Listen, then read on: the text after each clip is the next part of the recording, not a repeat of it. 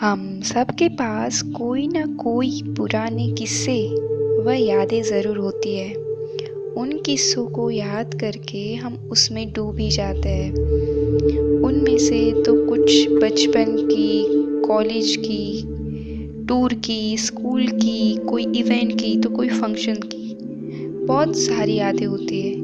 कोई खुशी के पलों की, कोई गम के पलों की, तो कोई कोई तो खौफ भरी भी होती है। ऐसा ही कुछ किस्सा महाराष्ट्र के रहने वाली काशी के साथ भी हुआ था जब वो 10वीं कक्षा में पढ़ रही थी। हेलो, हाय, नमस्कार दोस्तों। मैं हूँ वैशाली, आपकी दोस्त, और फिर से आई हूँ आपको डर से रूबरू करवाने। तो चलते हैं अपनी कहानी की ओर। और मैं जा रही हूँ काशी की ज़ुबानी में आपको कहानी सुनाने। जब हम 10वीं कक्षा में थे तब हमारे स्कूल से मैसूर के टूर का आयोजन हुआ था। हमको उस दिन सुबह 10 बजे बुलाया था। उस ट्रिप के लिए हमारे स्कूल से 12 गाड़ियों का आयोजन किया था। हमारी गाड़ी सबसे अंत में थी। हम सारी सहेलियां गाड़ी में बैठ गई थी।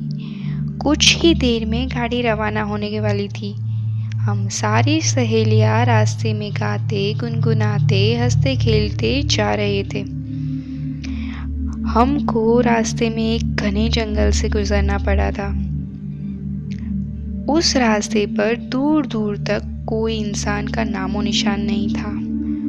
उस रास्ते से गुजरते वक्त मुझे अजीब सी घुटन महसूस होने लगी। हमारी गाड़ी उस रास्ते से गुजरते वक्त जंगल के बीच में अचानक पंचर हो गई। हमारी गाड़ी को वहीं रुकना पड़ गया। हमारी मैडम ने हमें गाड़ी से नीचे उतरने को कहा। हम सारी सहेलियां गाड़ी से नीचे उतर गई। हमारी मैडम ने दूसरी मैडमों से साथ गाड़ी के पंचर के बारे में बताया। उनको रोकने से मना किया और कहा कि पंचर में थोड़ा समय लग सकता है, हम आ जाएंगे।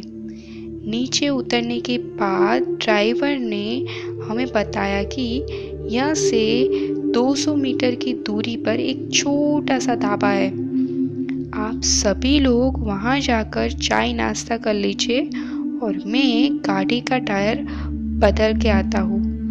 हमारी मैडम बस के पास खड़ी रही और हम 500 लड़कियां पैदल चल रही थी। वो जंगल इतना घना था कि केवल जंगली जानवरों की आवाज़ें सुनाई दे रही थी। सब भी उस ढाबे पर पहुंचे। वहाँ पे बुढ़ा सा आदमी चाय बना रहा था।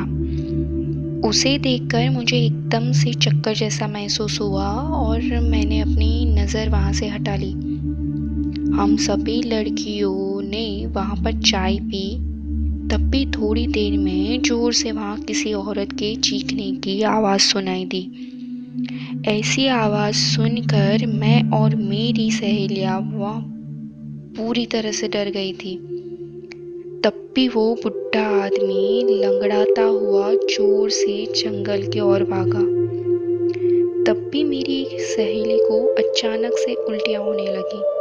हमने तुरंत ही मैडम को फ़ोन लगाया, लेकिन फ़ोन पहुंच से बाहर बता रहा था। हम सभी लड़कियां उस जगह पहुंचे जहां बस खड़ी थी।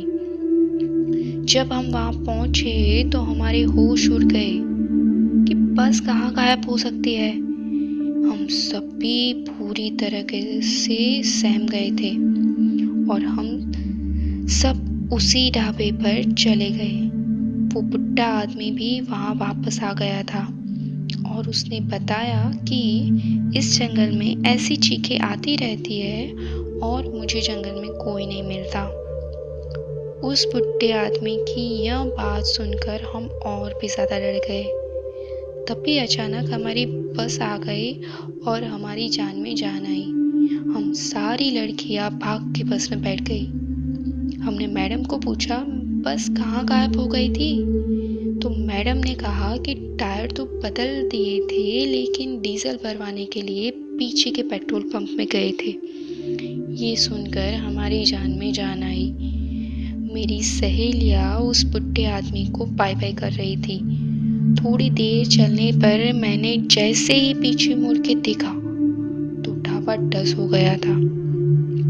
मैं जोर से चिल्लाई और ड्राइवर को सब बताया, और ड्राइवर ने गाड़ी मुड़ के उस ढाबे पर ले गए।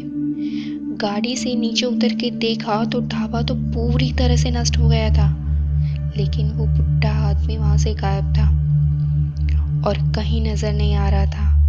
हम सब भी फिर से बस में बैठकर रवाना हो गए। मैं गाड़ी में पीछे की तरफ देख ही रही थी कि मुझे उस ढाबे के पास पेड़ के पत्तों से लहराती सफेद आकृतियां दिख रही थी। तब भी ड्राइवर ने बताया कि इस जंगल में हमेशा कुछ अजीब घटनाएं होती रहती है, जिसकी असलियत कोई नहीं जान पाया। शुक्र है कि हम सुरक्षित मैसूर पहुंच गए। मित्रों, हालांकि मुझे इन सब चीज़ों का पूर्वाभास हुआ था, लेकिन ये पता नहीं था कि हकीकत बन जाएगा। आज भी मैसूर ट्रिप की घटना को याद करती हूँ तो मैं बहुत सहम जाती हूँ, और मेरे मन में यही सवाल घूमते हैं कि उस सुनसान जंगल में वो बुढ़ा आदमी कौन था? क्या वो कोई भूत था? और वो कहाँ चला गया? इसी के साथ हमारी कहानी यही ख़त्म होती है। उम्मीद है दोस्तों आपको ये कहानी पसंद आई होगी। आगे भी हम ऐसी कहानी लाते रहेंगे। तब तक के लिए bye bye, see you and take care.